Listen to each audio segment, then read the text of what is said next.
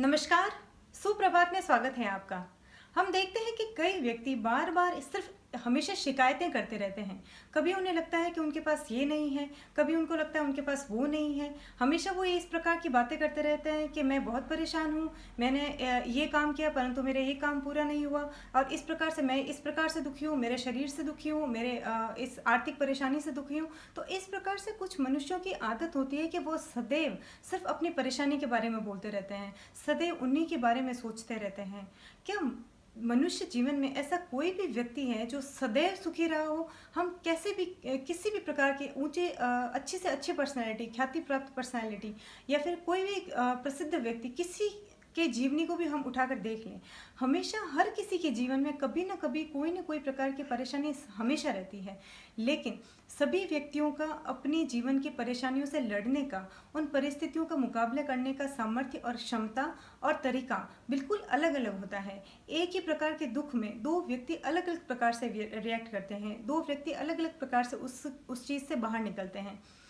जीवन में ऐसा कोई भी व्यक्ति नहीं है जो जिसके समक्ष किसी प्रकार की कभी भी कोई परेशानी न आई हो। यदि कोई आर्थिक रूप से सक्षम है तो हो सकता है कि वो अपने शरीर से परेशान हो सकता है उसे कोई परेशानी हो, उस अपने व्यवहार से परेशान हो, या फिर अपने परिवारजनों से परेशान हो। तो परेशानी हमेशा हर कीमत पर रहती है।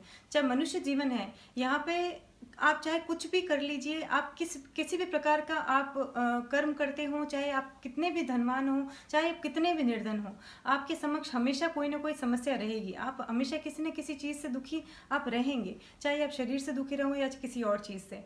तो हमेशा अपनी समस्याओं का रोना नहीं रोना है, हमेशा अपने भाग्य को कोसना नहीं है कि उसके पास ये है और मेरे पास ये नहीं है। क्योंकि आपके पास जो है, हो सकता है वो दूसरे के पास, किसी के भी पास ना हो।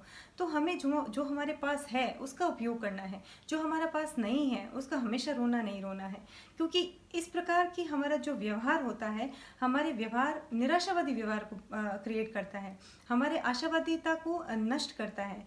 तो व्यवहार हमेशा व्यक्ति का आशावादी होना चाहिए, हमेशा इंस्पिरेशनल होना चाहिए, इस प्रकार का होना चाहिए जिससे वो दूसरों को हमेशा एक उम्मीद बंधाए, एक आशा बंधाए।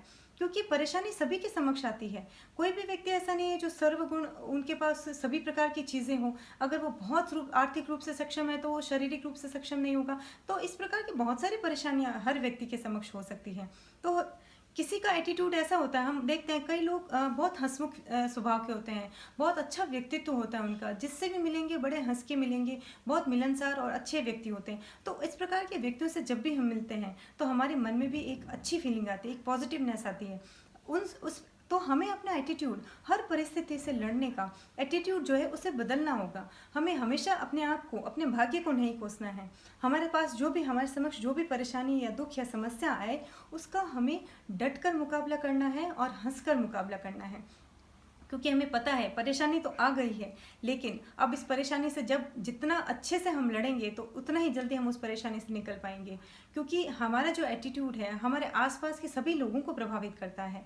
हमारा जो एटीट्यूड है, अगर मान लीजिए हम किसी परिवार में रहते हैं, बहुत सारे सदस्य हमारे आसपास रहते हैं, तो आपका हर व्यक्ति का जो एटीट्यूड है वो दूसरे को प्रभावित करता है।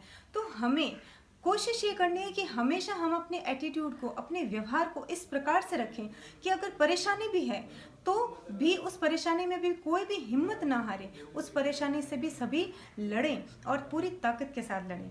तो पूरा प्रयत्न हम इस प्रकार से अपने व्यवहार को सुधारें कि अगर कभी कोई परेशानी आए भी तो भी हम उसका डटकर मुकाबला करें, हंसकर मुकाबला करें। तभी हम हर प्रकार के दुख से, हर प्रकार की परेशानी से बाहर निकल पाएंगे। यदि आप मेरे इस प्रकार के विचारों से सहमत हैं तो आप मेरे कार्यक्रम को लाइक कीजिए, शेयर कीजिए और सब्सक्राइब कीजिए। धन्यवाद।